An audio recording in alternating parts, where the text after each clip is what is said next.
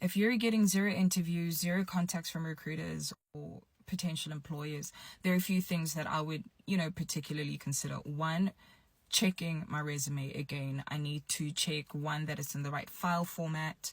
Two, that it is speaking to the role. More often than not, we just push the same CV out. Sometimes you have to have 3 different resumes, and I know it's frustrating, I know, but if you really want to get that traction on these particular job boards, that's very important. 3, it needs to be ATS friendly, which is an automated tracking system.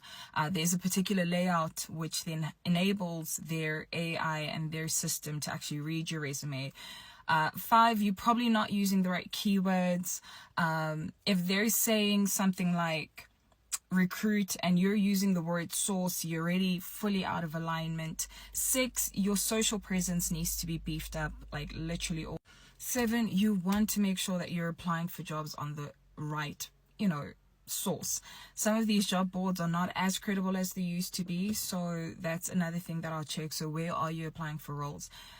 8, maximizing your network, guys. 60% of jobs are found through your network.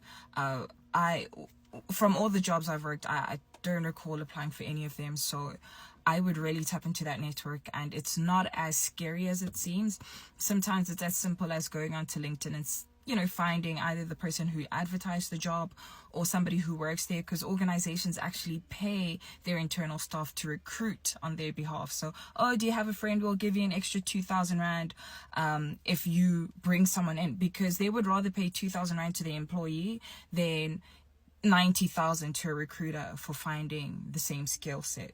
And lastly, when you apply for a job, please make sure that you actually have the mental capacity to do so. I say this because I know how frustrating it is, right?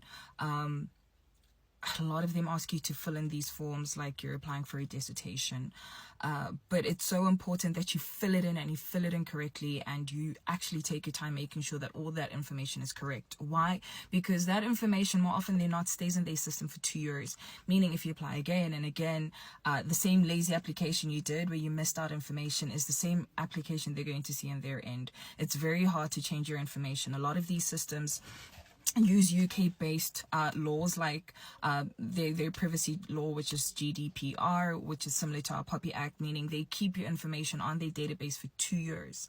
So for 2 years, if you weren't in the mood to apply for the job, it stays like that.